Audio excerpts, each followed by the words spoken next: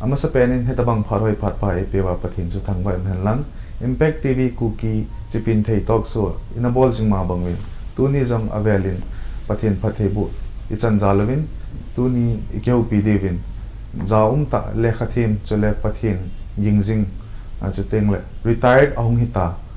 pu Dr.Lk Haokip IPS retired IGP Manipur Police tuni keulin pi deuhin je chun mi pi zo se tuni khanto na diwa thu hung ki sei do ding ho changi anangai hitin phatechan taw na pumin anapang jemoi te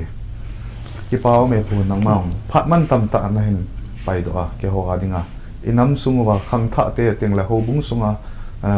khanto na ding ho chang sei khom dinga nang manong nam khan ko pu na jala hilai mona phatman lu ta na hin pi jin avel nang sung ke pa thu ka phongin hitabanga pathenin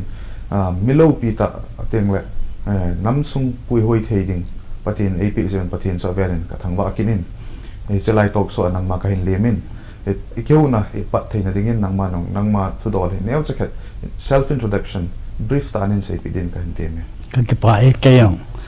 ipijiang pathin pathe bun ji sun kayong e holding a khat bo se an Impact TV Kuki channel ilaya nang hon chito bang arrangement han gun theu ka kipa din pathin koma avel in thangwa na kapin hi ama sa penin ka hin se di chuele kait kana kip hung padonas ka lekha kan sim do hola ka pin ti ho ka se do na ipgm che chu hele kai ki thangal na che khada hi ni hong le nunga e ho Kuki chule adang Kuki thado chule adang younger generation Kuki na hope si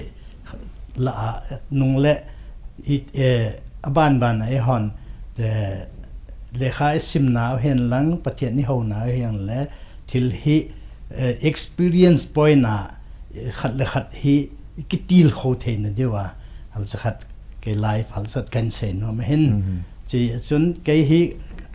1953 kong kapingin munpi a kapingin chi chun ka pa te ho ka pa hi le el sun khozam Haokip ama hi 1907 e khat apat a hi hausa an pu en kapu thi phat in it is sun Haokip reserve kiti hi gam chuchanpur koite a ke pat a paldai san ge chule west langa tuila ke pada tuitha khoga kiti hi chesunga hausa anapu en tin ama keuse pun hausa dang thingkang phai chule sungpi akitin masang chuchan pro sungpi on akitin hiong le 1921 a ke padin hi maharaja chuchan sir chuchan maharaja masu British government nasata ayong minnei chule mimin thang powerful ta en ama chun ama ahungin 1921 na chuchan pura khat labor force friends langa pat ahung kile ho i khat chehi lamdot na che SDO pa chun SDO na hin na line chuchan pur cha che pa chun nei khanna hi ama owner che venerate bol na chuchan pur chu sungpi pa chu sungpi talowa chuchan pur ta ma min tenga anakipi hin ji sun ya ma yong ngai luta na na khan pa sem thong ke tele ma hi hausalin ta anahin cha chu ama sun ama leng ina na ma hin ama hi mel he pawa class 6 sam chan bo anasima hin yong le leng pa chun ngai lun iti chun ma hi power nasata na pi hin chi sun ama nuya kahung khan le do hi gela le ki pa be sen pathin avel in ka thangwa ne so le ke hi 1966 in class 8 bo kana simtan hola ka simham ti ai le cha ATS zowaya cha kan sim ele cha chu en sim to metric 1969 in kai khat in 68 69 in cha chu pius si i khat selonga San Antonio kana kain cha chu San Antonio hi disturb hi be se in lampi kom set a hi jen bas dung i khat nen cha chu San Edmunds college ka kichun St. Mans college kichun in cha chu le khat thiam lo ta hiang le pathinin a good pe le levan kisim sa na good pe heding ka ta san it is sun 1973 in BA honors history kan zaman cha chu Gauhati University 7 position jen kamun ke thep na ima san poi pathinin atila ki pada ena dop sanga cha hen cha ka hung i khat do don ka hung kile don 1973 mama ka loi nu ta ka loi nu ka ngai ta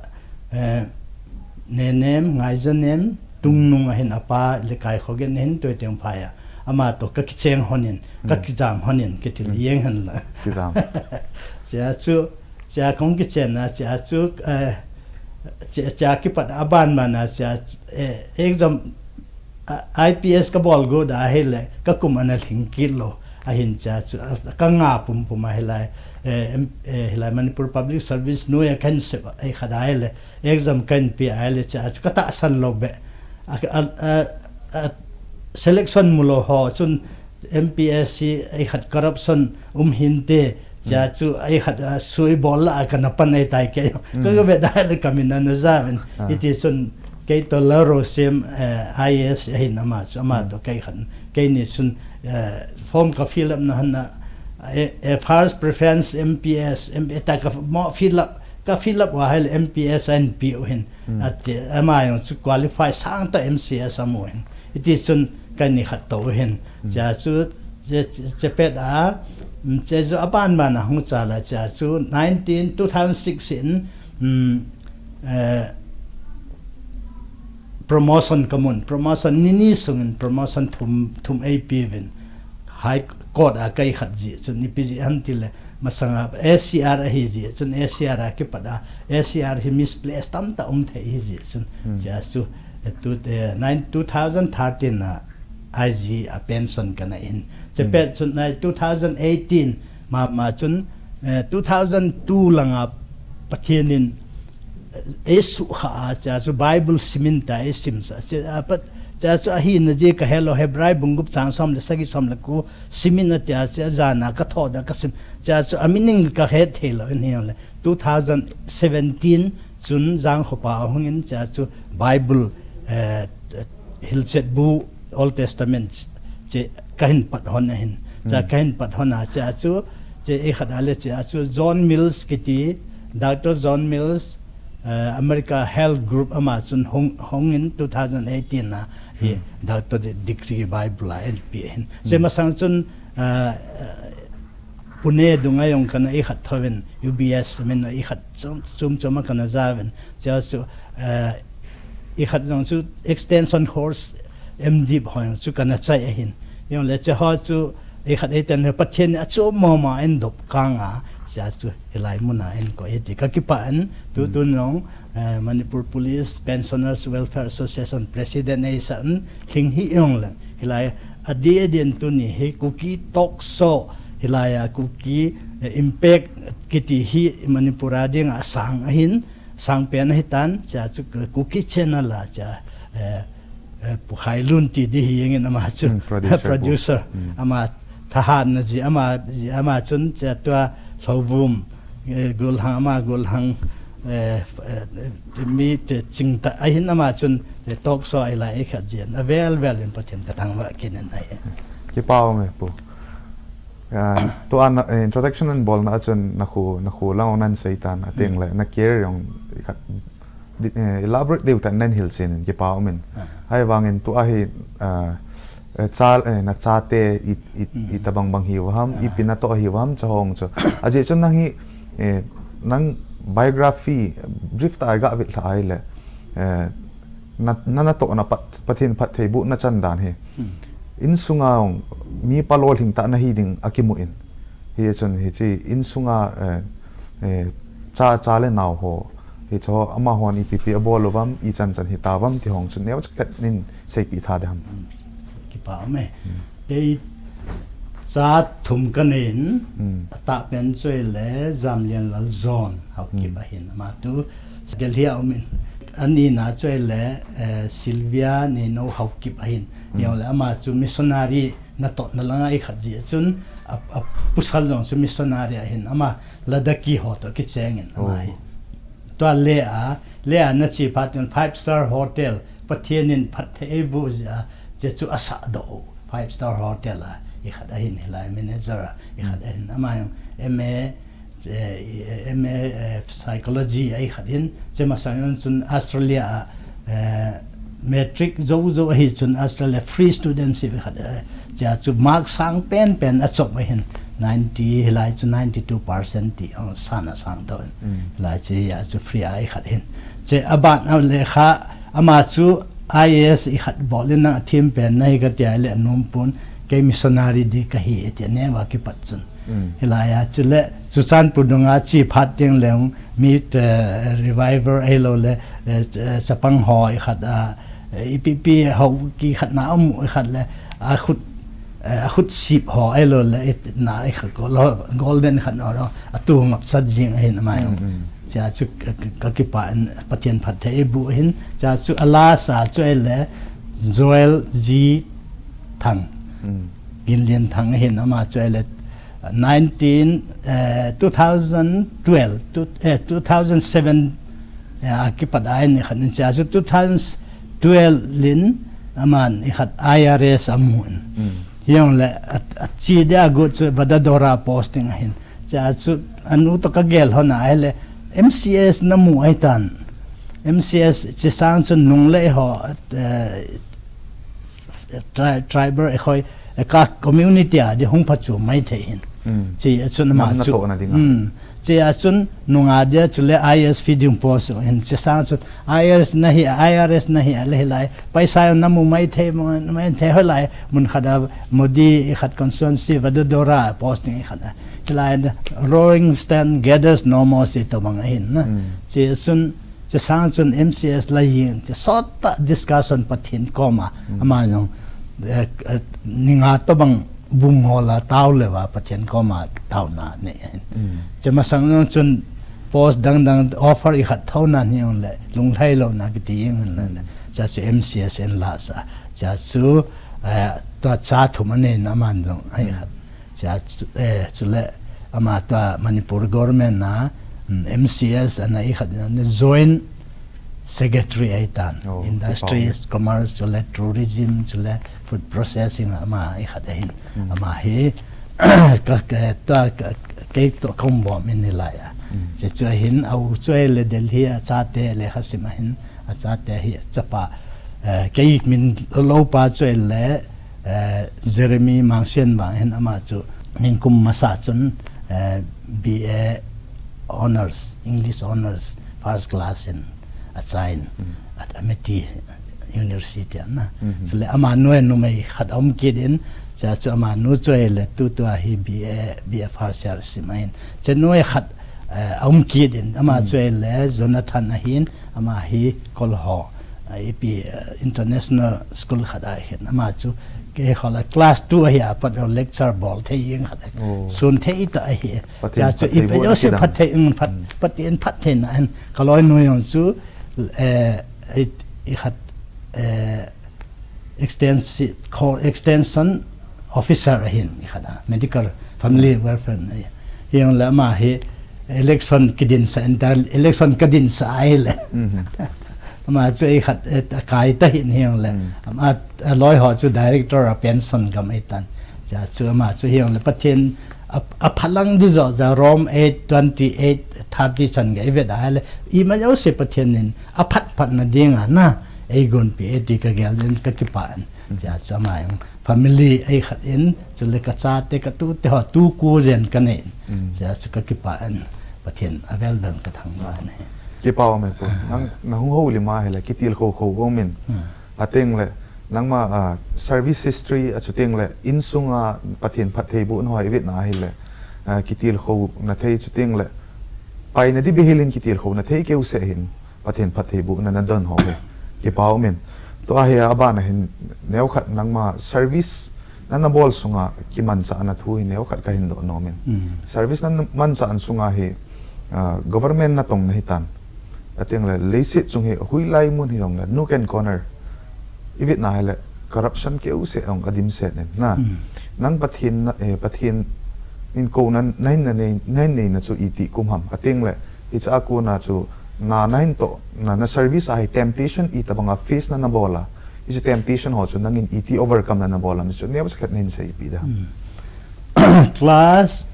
8 kasim chun 7-day Adventist ho koma hin zawe ya chepet chun the helai kasim mi khat helai pat class subject a kinai hin helai chama hon sabat na satta in sabat en langa en pui oven hion le kalungel chu sabat chu le pop in anai khat en sabat ki ti hi te khat langa ki pa Sunday zo de ta sabat order na su na ho chan ekivet san hion le kalung lai thei pun cha chu James bungni chang soma evet ale if you are offended in khat se soma su khil hin na atin cha chu dan noi kitimo monga I ma cha azo umpoiti ka hen ipiji ham tel mosin zagup le som le thumzen tora na I khatin chule akichaina ama hi kanan hlung theilowa ipiji ham akilet sa na ji kiti yeng han la ipiji ham tel patenin hilai sung ko ma thu sen lang the rok a cha ki pat tui hung khat in tui chu e khat e tia sei na yong la sei tho dia sei pa su molani vejen aron to au pa to asut hon cha chu pathin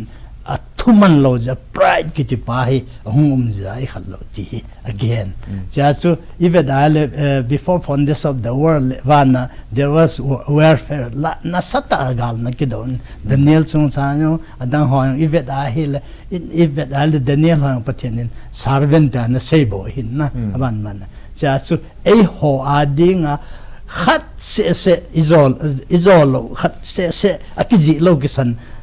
akiji lo ki ikhat sabat ni sabat de na exodus ivet ale chapang ho mol thingkang chom ho kisan hilai chapang ho chan ge chu punishment ki pethe di ti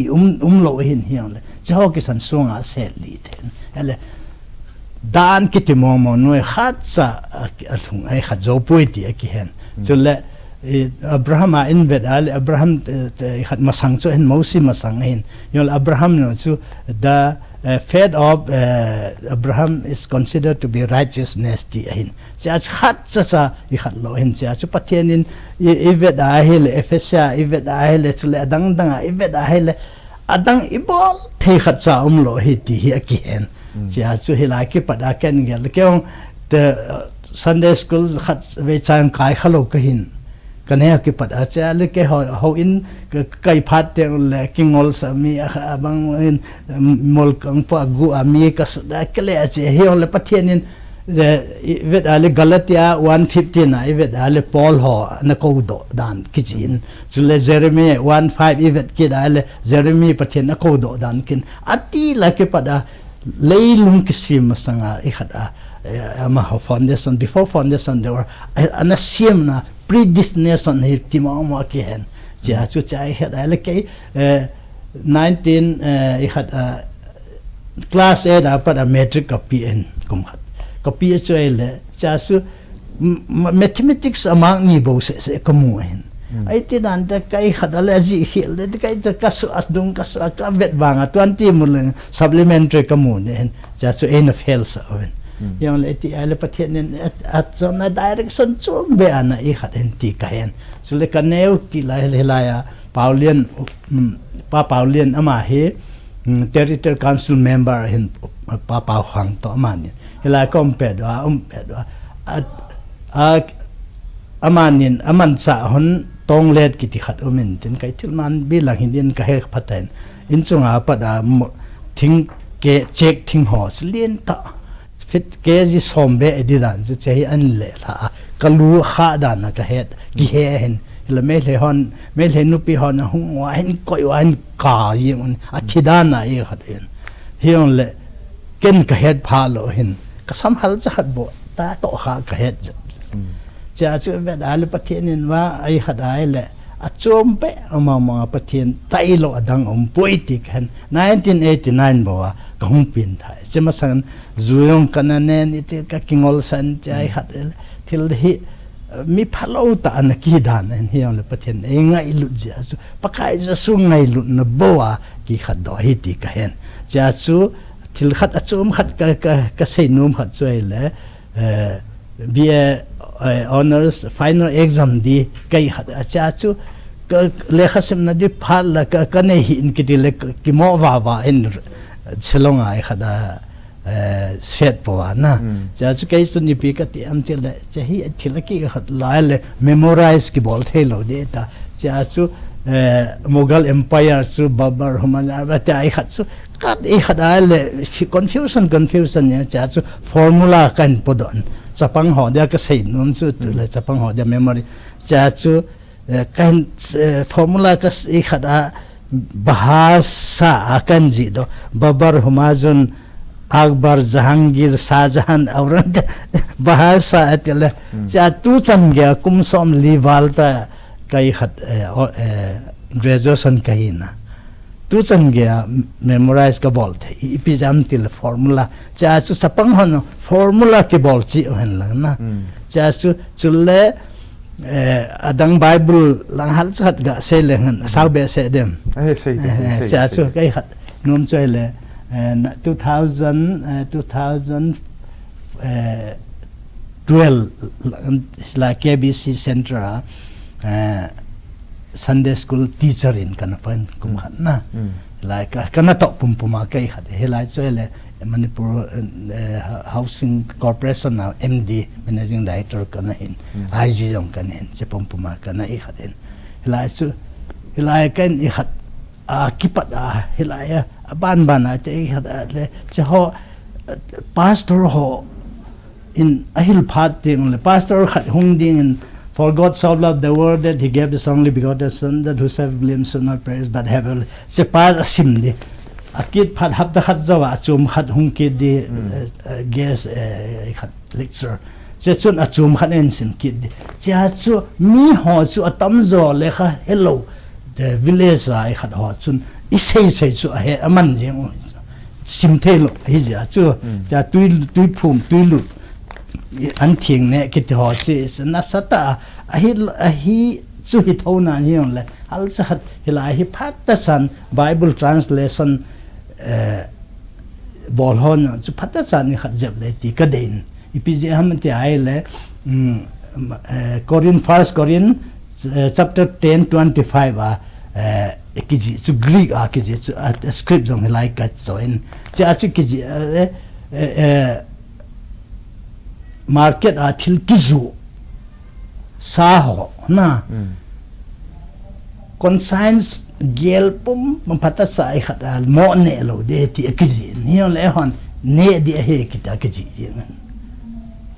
cha chu ilai kai khat chu ele se sau be se di chu khat da tang ka ten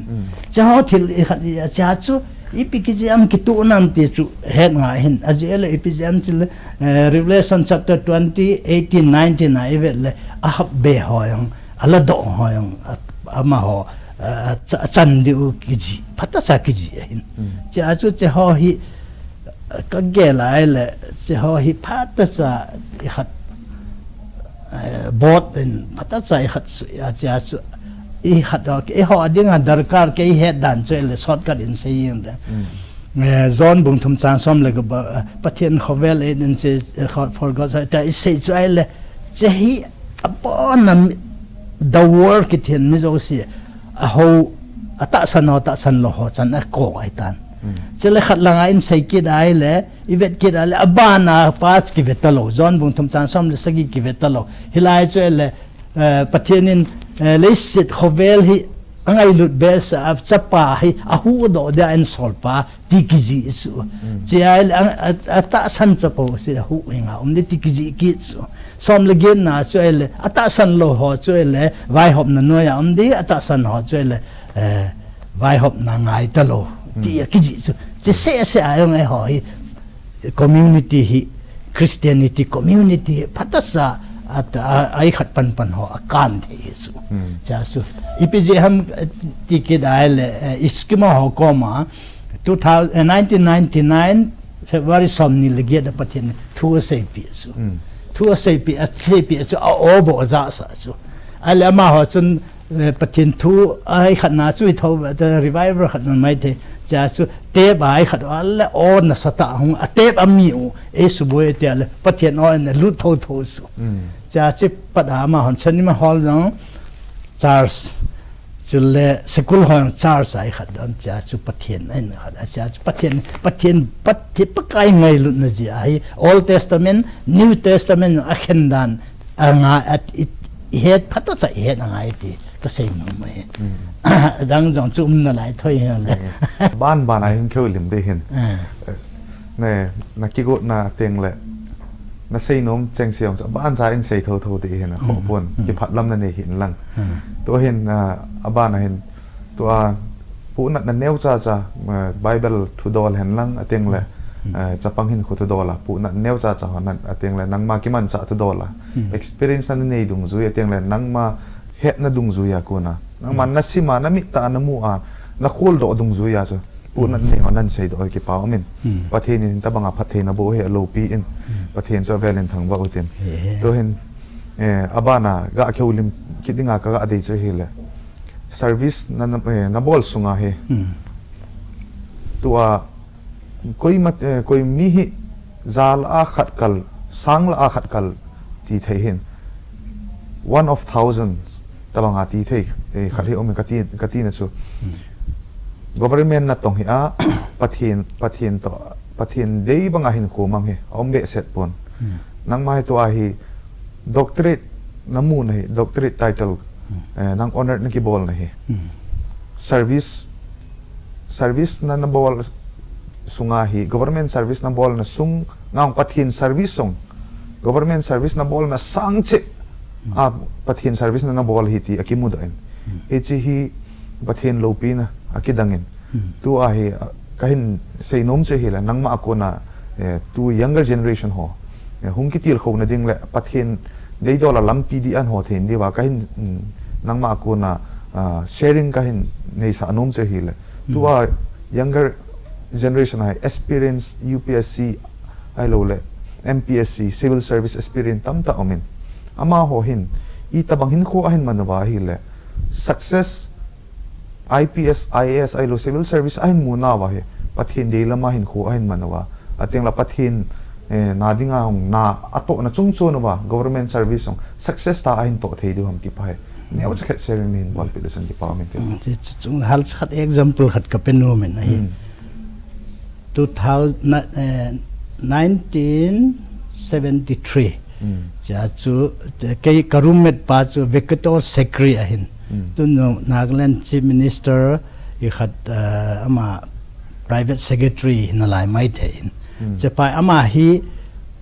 ama na history honors align ke sang kum khat boss junior join ni sele jinka ni sele thin thu tau yin hin cha chu ke sun ka gela hele ke che Durga Puja Suti hung de hin che phat teng le hoi lai jek 18 nama chun jesi le David pa chu jesi no hoi lai en ke ma na chi de ham Bible 99 dong kalung atong khale ale ke ka gela ale ke ba che ka gel pha lo hin ni hapta ni jong hiolo to bang in langa che de la pharak hoi lai de ham ti outside a hostel dala din tin ama chuel ke ma eten bol la pathian ki gos jap sa hin ma cha ma chun sei phan kalung gel as ka hong ki gel do an cha chu kachanga ka hin kachanga hostel a mi khat ka ko ma te ni catholic khat ho ni mi khat Daniel ki ti khat to chule kol ho khadama ho ama ho dilhale hongkile phateng le adon ji iki mu je ke kachanga kom na pa chu room number 9 ka koma room number 8 asu mali khadan ki khaili su ka he do phat cha chu kachanga jan na imulo kom ji pathin ko ma taw diong ke phaji lo na chế chú hình tin này là chế chú anh xây phát cái đăng cái sao chế chú apa chú là pastor hin au tên ni chú là doctor khát veterinary khát đây là khát chôm hin doctor tabe khát academic chế chú khát chú là phát hiện chú don như khát chế phát ama chú phát hiện này chế khát chú khát thu pi bê sẽ lâu cái nó sai ai là ông khát ai là cha chú cái kapot đó cho wa cái graduation cái chạy ama chú cùng khát nè lại cha cái lẽ khắp buổi yang kapi nè mà chú ai là bắt thiên he mi chú free in bắt thiên ai khát bui thì cái na chú lẽ khát thiên lo yang lẽ honor sao na en zo yang ai khát state service an aban mà nè IAS commissioner pension thôi mà chú IPGM til bắt thiên anh nói là underhand bắt thiên na activate an cái ball thôi hi ti ka he don cha chu cái chơi là cái kapang pathian oi lo kan no pathian oi lo cái mà họ cái thôi yeng so la khai wa khuti khat yeng cha pathian ai le kan no le kapa hung pin tha sun a thi kun bep sewa ai khat bep sewa chu chu hin tin ai le hi le pathian in atila padan ai khat cha chu hou phalo an houzi udia ka u te ki til ka chunga mi sagi jan na e khat at hin ho na chan jo cho ivet al pathian na hin e khat ngal pha da ka hin e khat ngal pha da kaminu an ta hoina na ki khom cha chu ka u ata pen chele engineer exudi engineer let khogin pass an ama pen ta le let khogin IAS in muken na cha chu ka u nu acha te mang khogin DIG ta IG ka data cha cha ban cha chu to ka loi nu nau pa te ho CO hia 8 mara chu le lun mang a China ka pa min lo pa yung chu ta CO 5 IRB na aban ke yung pathin na ki ka cha pa MCSN pe ka cha che nga bon ka cha pa e khat jong zone chu ma chu Delhi pa yung cha me khat cha te se ma cha te flying colors ai khat ma yo su na sata pathen phat the e bu e ti ka hen cha ke yong chu ka i khat su kan thot i khat tan hi le i khat SP vigilance kana na so le SP crime yang kum li wal jan kana so cha chu director of fingerprint bureau director SCRB so le nodal officer to CBI New Delhi so le ti aban man ai ta ke to President Manipur Police Pensioners Welfare Association I had a life I had but in a dog kang momo he kate na kayana poetic hen jatu jatka say num to younger generation hall come ka say num to ele amasasu matai bungup sang som tum le thuma na seek ye first the kingdom of God and his righteousness the rest will be added unto you. But he had normal, but he free in a koi poeti ka head na so mi koi ma musit de poi hal koi ma sa hal pathian he ho khat sa khud do ki mulosu kol gam la evet ale cha hal cha depression he le ki khai le jin na che ho yang su vet de TikTok ki ho yang vet dia wang phalo dan hin ai ki kham thei pui sule in sunga lo ne drug addict khat ai lo le zudon halal hilaya en Nepal gama missionary daitu so he la cha chu I khat rom bung som bung ni chang khada sacrifice living sacrifice in kipiven to God with holiness reasonable acceptable unto God it is e ho e pi on kipelos la sa ho ina la sa I surrender all ta ki khada surrender bol le pot da le ho la zu ki zu ho la e pi ki ham ti lungel su ai phat thai iti hung pathian phat thai iti en bu mo de me ho chu igela ai le ki gel phat ai tai cha su tau na ke ten na sata itawa le rom bung sorry probab bung sam bong som gup la gup sang som le giat I ke la if I regard iniquities in my heart the Lord will not answer my prayer kiti tao na egel do an tao na kiti za o ipi tao na ham in sung no thung hi wa de tao na ho ya ja su ki gel phat mo tai se phat ting le phat ta sa counseling ki bol ngain Sunday school I khat phat ting la all so yong su ivet a hele phathonan yong le Old Testament na hin pat New Testament na inside hala New Testament kiti ipi se na ham Old Testament na ipi se na ham ke ho convention char sa kana kai u kanel yong le convention na ipi ka kai khat meaning yong ka hello Presbyterian meaning ka hello cha meaning ki hello ngen sin ki khat cha patien blind the kel ngoi pagai ja sun kel ngoi select about se jui ho to ateka manga cha su pai mia mai pia energy o ama ha chu imacha samu thelo cha ban mana kizui che to ma kola khat leng thale che to banga mi ki umai ta ho ade den ku ki ho na ki khat cha chu mi dang ho ki phalo hin cha chu che hi ki si pha dai tai ti chu ipgm til Bible repent kiti pas 46 times Old Testament says so na repent for the kingdom ti avan mani khale repent kiti he sin ji repent hilon pathin 28 times pathin kisi na so Old Testament na som li lagupla ko so kisi lo na ni kiji so mi hem kisi na so 9 times bo so aile Kartisat son le khabu a dikhat uswat sob the lot dikhat akasin cha adang dang hot kinil na kamun pathin aile ki chonsin na aile pathin ipi ki chonsin na ne kisi am anti so ma chun koi son cha chu igel dan di lo tam ta me cha chu phatasan ki hotu tin phatasan ni khat tin cha chu chehi khat atha ai khat angai hoda to relevant to new revelation thupun do na revelation na ki khat thupun do na che bo chu hung lo la che phat de the mystery ki ti pa su thu di ki sei do lo Old Testament na he only New Testament na hung ki phum do sense ho koma ti su ta san cha te Charles is upakajasan Christ Charles kiti pas nasata regard ki piso chu chu like first Colossians chapter 1:26 even al mystery ta mystery akipu ongda le khat su ipe la pakaja su ya sa anina su lo unbelief Jews na so le athum na so le lawlessness alina so le Gentiles and Jews shall be in one body in charge of this.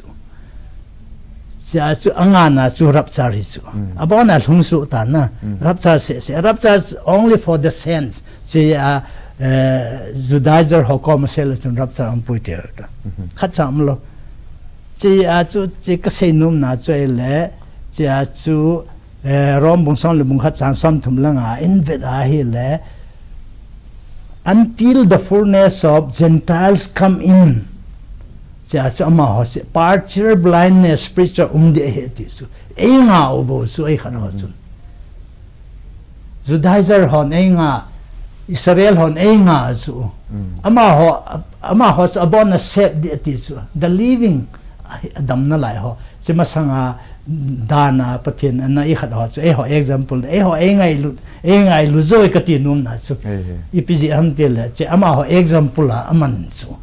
ho ata be ai khat so cha chu ngai lu na kiti pa chu kai ja su crawl dana thisan kan thisanin kum khat save abol zo le pagai ja su thisan so eternity ho ngai da mai san de chi so ka sei moment cha chu le for abang a do so Sunday school oya kailaya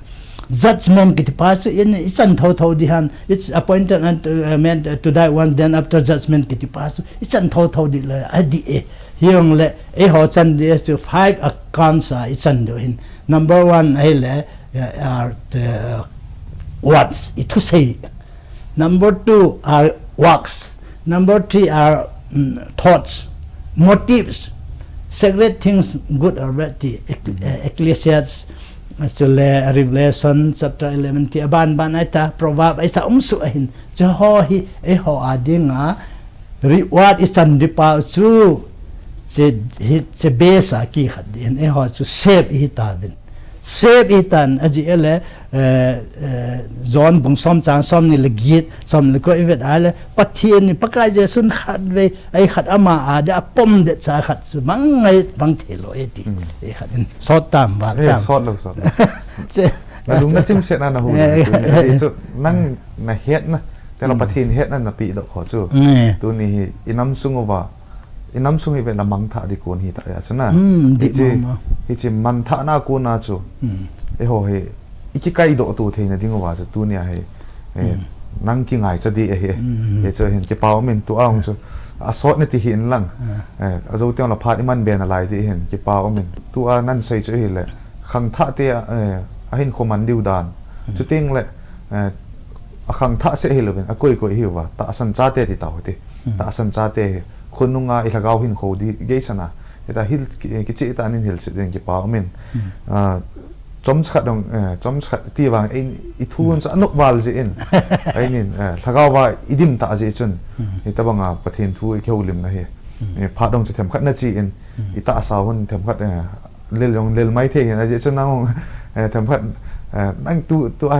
จอสตาโนมวางไอ้ตาสาลังปังไอ้เวียดนามเลยนั่นเลยไม่เที่ยตันจอมจะขัดเบรกอะไรทีอาเตียงเลยจอมจะเตียงเลยอาบ้านะหูบุ้งขันตัวนั่นดิ้งอินซุงขันตัวนั่นดิ้งอาเตียงเลยฮิจิเตนี่จุดพัฒนาองขันตัวไว้เลยอินำซุงให้อีจันเกียประเทศพัฒนาบุษดีทำที่จะดอลจะเกี่ยวเล่มเดียวเห็นกี่ป่าวมินฮิตาบังพาด้วยจันเกียเห็นปุยหัวว่าประเทศจะเวลินทางว่าหิตินตัวเห็นฮิตจันอาของเขียวลิมนะหุ่นปูตัวนี้ไอเกสยังปันเปว่าปูเอลเคเฮากิมินตะบังงัดถ้าก้าวว่าปูนั่นนะตาสาปูนั่นนะอันนี้นะหัวอันเชียร์ดอกหัวจูอิน้ำซุงว่าขังท่าเตหินเตียงอดีอานูเลปันจ่าเตอีปุยหัวว่าอีที่ถ้าก้าวลังปังไอสู้จัดในจันว่าอิน้ำซุงเอวบุงซุงขันตัวดิวhamที่ทุดอนแนวจ่าของเกใส่ดอกเห็นฮิจิเบรกโจเตียงอะไรน่าสไตล์เขียวลิมนั่นไหลดิวไอเห็นฮิจิลุงลุตาปัดนั่นละจริงๆเวลาการเตียนเว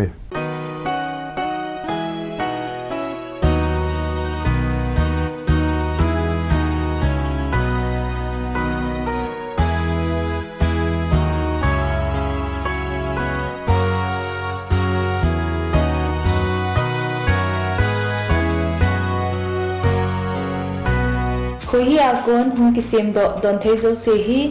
คุยจูทิงเซลอากอนกิซิมอฮีคุยฮี Test the Heart of Manipur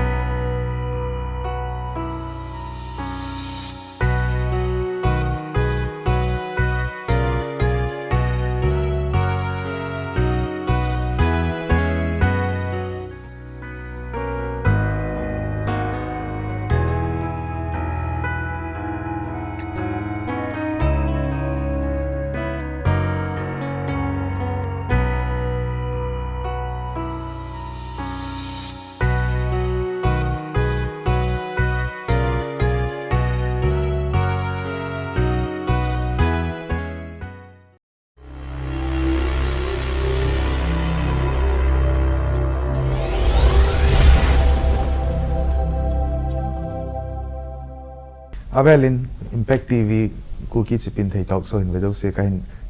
break zoven kain lem kin avin sei ma bangin to ahi lagawa dimu hitin lagawa equal sumu hitin to ahi Avelin ke huli mo hitin hin khu ahi pathi na dinga iti ke pewa inam sungu e hobung sing khan to di diwam ti in sei be de hin eze chun pu tu a azwa break masang yong chun nasa ta ni kheulim tan khan to na ding lang pangขันตัวนั่นที่อะไรมีตำโจเห็นตาสลังปังอาเวเบนอีจะตาสลังปังอาขันตัวน่ะป้าเห็นไอ้หัวขังท่าเตะไอ้สุงอลวินอาเตียงแหละ man tha na lang pia tam ta ilut ta ven tu hin hi chi hi evit na le nu le pa teng le ho lam kai ho bung sung nga he ho bung lam kai han phate cha pan na sa ta la wa missionary sol na ai lo wa hele ho hui la missionary na to ke pa de ham ateng le I ti dola kai le dong ho se pi ding ham pathi na dinga to tu dol ne nin hil che ne bin lang tu hin ama sa ne hin pat ding dan so khang tha te khan to da dung zwe I man tha ka man tha na pau he I ti le thagaw wa so chat na ka chan thei du ham ti pa tu dol hin ne hin pat pe le sum ke pau Bible ivet a hele Bible a chang center theme ki ti yang lang Jesus pas ivet a hele ngai lut na so ngai lut na hen tin ai le masang lai chun na ho sapang chan na hi mai the abat phan ma la piang lo lai na hi mai the cha chu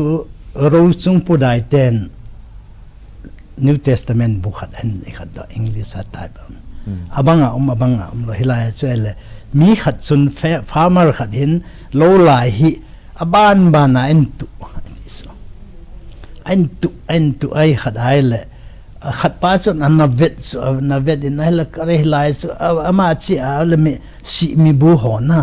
phata sa in a sau ama ho describe scraper ta sa na sa ta sang ta sa ai le khat pa chun ein du tui to ito en tu su chi ma su ti gam te di chi ai head pa chun ma chun na ga chi a ama chun ai the a se ai le khat chu a ko sunga lut zamang ta so ki sao ai le che warning a pi nom hian le warning a pi thelo so warning a pi thelo si a sa ma chu tankla pi kilo le I khat the den chi ai le at sunga I khat pathian kiti jeng ama ho example in tinna ata be hi na ta sia sama chu si mi ke su ngai ta su warning pe the na ja achum khat su leung hi thelo ki chat ki dai khat ja si mi ke su an ama chun warning pe khat ho su che masanga na ki hem da oti so che su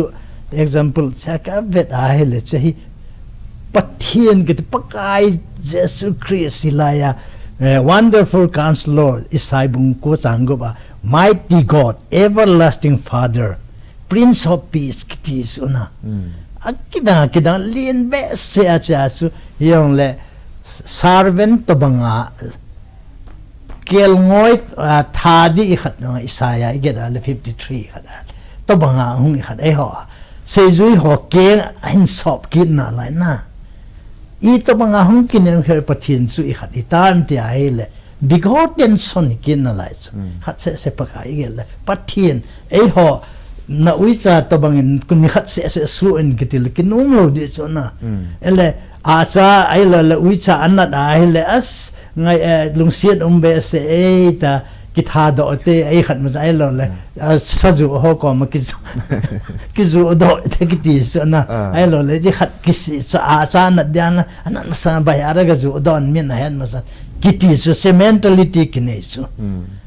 che su hi a hin hin le cha te hong dam mo phating hong dam ma le thidi ma ma ke yang le I lo izu ki da velora pu de ho la pu kit lungel tu ngai lo na pa ki so so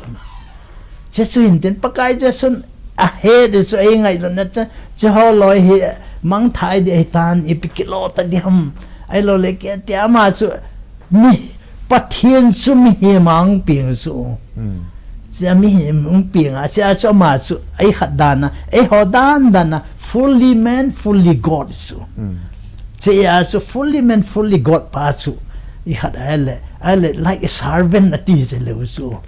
che chu ai hung I khat che phat a tha khat hi phat ting le ki khat the beb se su tun VIP khat India ke pat hung ale Manipura hung ale prime minister home minister khat hung ale me te koizet ki zet I khat sa su na at ho to ki bang hi theina dinga na same mentality ai lo le ki bang hi yong le a body vet appearance first glance kibang yang su na chi a chama ho ki khat sa su je to bang ma pakai je su ngai lut na je long sit na yang su God is love is God yang ngai lut na su ngai lut na agape su unconditional su si a su ai le มีอภัดอาเดียงอ่ะปากกาจะสุนมีพาหอประเทศมีพาหอเดียงปากกาจะสุนทีแล้วขอเบสเซนโหลดเสียงข้ออาเขาสิจ้าก่อยมันไปโหลดดีจะมีจอนซีไอหอน่ะกี่สุดหลายเลยฟ้าจอนวันเอ็ด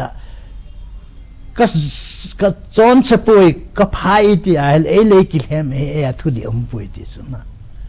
ไอเลยอีเวทไอเลยจูเซียงจูfather of lie กิติจูเซตันนนะจะจูฮัตจะกิลิงโลจูกิลิงโลปะกายจะจูเสจอนสโลที่สุดจะจูขัดอีเวทอะไรจะไปกูจะแต่เราเนี่ยยังกูจะขัดมีพลังกิติจูไงลุน่าป้าโลจูจะจูก็ขัดโน้ตfamily อาฮีก็ทำ home minister ส่วนเล่นนุ่มหัวส่วนนะนุ่มพี่หัวส่วนอามาจูประเทศน่ะหัดเตะง่ายเหตุการณ์เตะขนาดนี้ to save the children นะเกี่ยกันนู้ประเทศน่ะหัดโลสูก็ป้าไอ้ขัดโลสูที่ยังเลยตาวนั่นที่พวกไอ้ฮิลเททอสกันนู้นนะทินตานที่อามาหันจูเน่นะจะจู่เห็นที่นั่นเลยคิดอังกษาเบสจะจู่จะอามาหัวสุนตาวน่ะจะเตะไอ้ขัดไอ้ฮิลว่าเรื่องบังกิโลบังก็ควรพี่อาจารย์แต่นู้นแต่เสียบยิงที่ขัดจูสปังขัดจะให้จะตาวอีขัดเทนคอนโทรลน่ะเดี๋ยวตาวนั่งไอ้จ้ะตาวนั่งไอ้จ้ะอาศัยก็เสีย366อีขัด18อีขัดอีพีนี้if you regard iniquities ก็ลุงเกลอัดทิ้งโลว่าเลสอนเซนกันเนี่ยอะไรประเทศไอ้ดอนบุลโลเจ้าตาวน่ะจะตาวน่ะอันปัดง่ายสุดอาปาเตออาบังส่วนเลยตาวน่ะสัตย์บอลจะ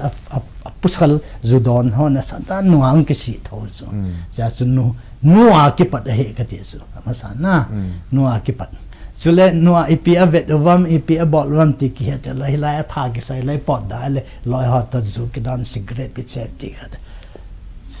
ตั้มตานักกิบอลทอสุซิกเรตยังขัดจวาร์กิกาบขุดตีกันไล่จะละมีทิลปงกิกูนะจะต้องบังเห็นที่ไหนเลยจะสู้นุ่มเขาตาวไหนไอ้ขัดอะไรตาวไหนไล่ขัดจะต้องกินคนขัดใส่กินเห็นตายกิติฮีฮอบซอมส่วนซอมขัดบอสจะ Old Testament นะอินเวดายเลย Allah spends สุมาท้าย chapter 22 23 อะไรอันนี้ก็มีกิติหอยงปีขัดอะไรจะอัทุปีโซปะกายจะสุนเจสนะเกลพลวะติสอัทุปีโซสุงไงลุนนะฮะตาสันนะกิติหออัทุปีจะเกลพลวะติสเป็นอะไรอีมาจะเฮลโลฮีลฮีสพาสุอะไรมาโนลุงเกลอะไรไงลุนจีอาสุขัดอีโบสุอะไรตายกิติสุอะไร example ขัดสุนเกยสุofficer ก็เห็นนั่งกลอยนู่นไหนอิจฉาเตะสุกินขัดตาสุไอ้เลยจะป่าสุก็เลขาสิมาบ่อยเลขาสิมซา competitive ขัดได้สิมาป้อนนะ 10% อีตูสุไอ้เลยมาห้องเรียนตาสุห้องเรียนไอ้เลย exam อันบอลไอ้เลยห้อง pass ตานะจะสุตลบอันมูสุกิปะเบสไอ้ลบสุไอ้ expenditure สุอามาสุเจ้าพัดเต็งเลยเป็นเตรียมป้าเห็นนู่นเห็นป้าเห็นละก้มน้ำมันน่ะก็ที่มาจากตลบก็สั่งให้หลายนะไอ้เท่าเลย 10,000 เบไอ้ถอดโอ้ก็ตลบลาขัดตัวมาหุ้งสิ่งดีไม่เท่าเองอาทิตย์ไอ้เลยกิปะสุกิฮอลสุอินเลยเจ้าก็จะพัดอีพีดอสไอ้เลยสกูตเตอร์ขัดก็สนุกไม่อันที่กินนะขุดที่ก็ตลอดที่บ้านไม่นี่ขัดไอ้เลยคิดจะเอ็กซ์เดนก็เห็นขุดที่เล็กกับมันกิปีอย่างสุอาหงตลบไอ้อีอาหงดำดอกพาดตลบไอ้สันพาดสุ10%ตาย10กุมขัดโจแล้ว10กุมทมโจแล้ว10อาจจะไม่โจแล้ว10อาจจะไม่พาเลยปีได้ไม่ได้ไอ้เละน่าลุงอะไรเดิมก็ลุงอะไรเดิมนะก็สนสุเลเซนมีมหินเลเซนมีหินนะ10%ตายดิสุตายจูก็ประเทศนี้ก็มาเช่นเลวีเขาก็มาใส่บูสุ Levi ho pi di Levi hon priest pi ki Levi hon pathian na to di ja ho chu tai di khat na lo ho chu Paul in khat na cha chu Korean 16 2 bo ha ki ji chu ma ni si ai pi di chu is God prosperity what is na pi yo lo le na pi lo pathian ki pa tho pathian paisa de lo chu ilung chang ade chu ale pathian hoi la khat ham til lai cheng chu lai Holy Spirit cheng bo chu si a chu pathian EPSM til Rom chapter 1 holy and reasonable acceptable unto God and bon ki pe do na ti chu a bon ki pe in len ka paisa ne se ka pe do in katin pathian ko ma ka sa pa hilaya en mission jolon ni khan kap yin han le pathian ki pa de lo this reasonable acceptable holy and atina chu che chu hin tin le cha chu ki sim phau de ipeda tai chu hola ki tai sanga tamzo pi na diang every Sunday pi na di chu na ama tai chale Levi ho asu pakai jasun ta be no Hebrai bung sagi changa a sei chula Levi ho I khan na di Levi ki talo su Levi kilo pakai jesu a Israel New Testament khanga Pentecost ni a ki pata we are new men ki su Jesu ile pakai Jesu bo le John sen na I khan na le pakai Jesu ko every day first 1 John 1:9 if we confess our sins, He is faithful and just to forget our sins and to cleanse us from all unrighteousness. It is just ta sansate every night. It look kun tunin chikabolin mi thil ka gagun alo mi ka hemin alo se engai dem ti ale just je hio is je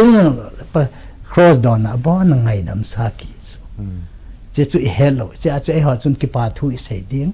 je phat ding le son sekit da hinge khudi te gat tun phat le pathian in do de ti koi son su ja lung thien ma sa ngai su ja su ya zo ka sei chu I khat stipend kai khat dia le stipend kai khat dia le ka kum ho he I khat al income certificate 20,000 awal le thelo til ka ata ba ke se le 20,000 sang amulo umbe se lo se income na tamzo ki mo te se le 60,000 tin ki ji le imulo de hi ja su income tax income 19,000 ham khada ki bol su ai le na to di kai khat good ai le Christian kai wanga 21 years ke hi san alhin la le ka hab awala le ka ta ka bol le ke khat su atam zo su e ho ki san na service a hi kilhem su sincerity talo official lien ta khazan su 1955 in ka pi nge ti su ale 1955 a pi na le tua hi ama service na lai ti yong the su na cha ja che ithili khat ai le e ho hi ki pal thu na dingen su cha chu pathian ko ma I ma jau si ngan se ale ipidaman su thing lo de ham pathian ngai lo chu le khat la ka gel kit chu le as e ho arab san nai ja khuti gam le ho e khat an ti yong ka gel hiong le che chei le out of question in tin na cha chu hilaya future judgment of believers before mercy seat of Christ ti khatum na hilaya chele the first ele our works zat jung ki boldi ipiham chile revelation bungsom ni sa som le khat som le ni chan chule what's it to say do just to mathai som le ni bungsom thum le gu 12 chapter 12 36 verse 37 je ho chu pharisai ho ko ma khat chum ai khat ama ho chu ata san lo je a paka ikisan lo je pharisai ho chu ngai lu na thagau ting sei sip hiang chulama na je tai lo da ngai dam thei lo bi khat cham lo chu le athum na chele thoughts na longgel chu first Korean bungli changa chule motives proverb bung som le bung gup chang ni kin cha chu every sacred thing good or bad Ecclesiastes chapter 12:14 kin na chi chu hi ja cha ho chi se yat ai le lung thien anga ye chu le I khat a thing ta ni khat po po le hen pathian ni cha te phathe bu de ti ka se non che ki pao meตัวจาเตจาเตหินขวาดิ่งอ่ะเฮนูเตปันลาดิ่งดานูเตปันนูเตปันนูเตน่ะลาดิ่งทีพุสัลเฮไอเลไอเทโลนะครับซูพุสัลฮอทิลฮอลเฮจิอันน่ะอาจูเอ็นเซนายจะจู blessing อิติซาเตนสันเทดิ blessing จะ blockable จะจูมาสังไลตัวไอฮอเบตังshifting calculation ทิ้งหายบอลซูอีห้องปอดดอกพาเตียงละพายนป้านันูอีเปียบอลอันติเลยให้ลาบิสเนสเลียนหัตหัมไอ้หล่อเลยนัตโตไอ้หล่อเลยไปสมนาติเลยขัดอีจูกิเซจูจะสุเนกิฮอลจะสุลังทังกิติอเมริกาจีไปอามาจุนประเทศก็มาเต่าพาเตียงนะแกฮอวอจอยจุยเตจอยจุยเตนำกันนั่นแหละประเทศก็มาเสร็จแล้วบังอินอาจารย์สัตว์ปีสูเราอังกฤษไซน์สิขัดเตียงเลยขัดหอจะนุสิเทสุนั่นนะจะช่วยอินที่ไหนเลยจะช่วย charity begins from home นะ at home ที่ป้าช่วย important นำกันที่สุดจะเลยอะไรเขาอินาตัวสุกิตัวน่ะสุมิตัวเราเลยจะกายนุ่มเราเดียวขัดลังอาจารย์ก็เสียสุis missionary ดีไปใส่กันตัวอินสุงเราเนี่ยจะทำไอ้เราเลยปีเกี่ยวกับว่าจะเขาจะเลยจะเขาสุทีมมันจะมาสั่งปีดาลงกี่ปีดาเลยปีเสียนะมันก็ดีสุจะสุกิตาหน้าป้าอินเรา serious หน้าป้าอินเราปีเลยอาปุดังอาร์กัตรากินหน่อยอีก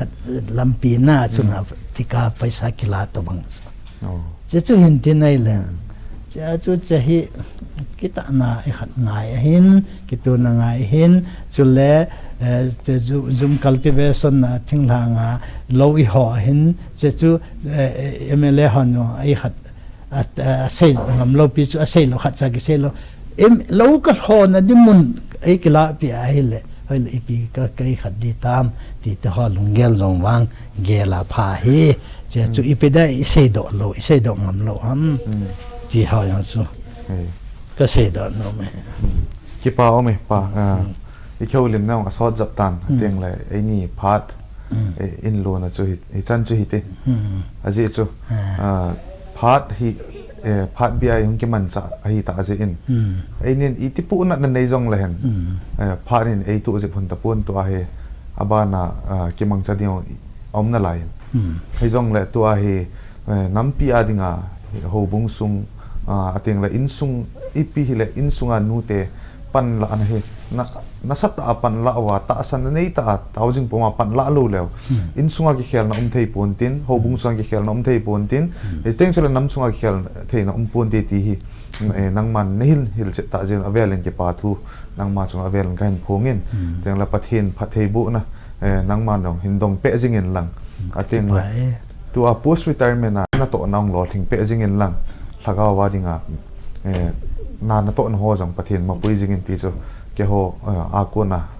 กระเต้าหนาวเลยวิสกันเห็นบอลหนาวขอได้อินตัวนี้เกี่ยมันจะนะปะเทนผู้อิสัยดอกหัวจังจูอิสัยคิลอิสัยบาลมาแล้วปะเทนไม่ง่ายดำคนเห็นหลังจะจ่อเห็นมีเห็นหินโคอาตาสาขันตัวนะเฮไอ้มันตาสาอันเทตั้มพี่จังเลยทักว่าอีกยังไงอะตาสันนั่นนี่ปุ่มมาตาจึงปุ่มมาอีปันจึงปุ่มไปเลยอีมาหิมอมป่วยรอถึงแล้วกิจังจริงผัดเทกิบุผัดเทบุน้องกิมุเปตีทุดอลละปูLHOUVUM Haokip IPS retired ปาโตอีกเขาลิมนะพัดจงมีปีเจ้าเสียที่จะน่ะน้องปอนตาอันนั้นปันเจอเวลินหัวสงเวลินกิปาทุบพงินจุเสจุฮิโลวินกูกีจะพินไทยตอกสู้ให้พัดเสียนัดต้องหัวดังจ้าหัวดังนู้นนั่นดิ่งตุยหินปิจิงหินตุยเตยงเวลนหัวจงกิปาทุกิพงินอีจนจุงจวนตัวนี้อีเขาลิมปิวแกสปูตัวนี้เขาลิมนาวเฮดจิงนั่นดิ่งตัวนี้เฮจิเมเมนโตเฮก็เห็นปีนมกินวินเฮจิเมเมนโตหงกิเซจุฮิเล Kuki Chipinthei Talkshow guest presented by Pu Khailun Khongsai producer Impact TV Kuki channel ichi hi memento hi sponsor ahin bola hi le Pu Lieutenant Colonel L Paulin Thang Khongsai chule ama insungmi te keveng no Manipuri a cheng a hiwin ama ho chunga vel ki pathu aki phong kinin ichi hi nangman tuni ki holim na hi hedging nan koi din ka hin pe ne pu cái bà bé sen phát triển thằng văn kia đến cho lấy cái nòng Pu Khailun producer Impact TV Kuki channel làจะช่วยลายปูเป้ากิจยังหันละมาจูLHOUVUMมันพัดมันตั้มแต่ลายแกอยากดิ้งขัดปีโออาจะช่วยขัดหล่อทิ้งตากิจใจไทยเย็นมาช่วยจะให้สโตเกนนะกิปานะก็เปลี่ยนให้มันกิปาไม่ใช่ก็กิปามันตัวนี้เลยต้องจ่าประเทศทุดอลเลยตาสัตว์ทุดอลละเกี่ยวลืมนาวจันนาวเตะก็กิปา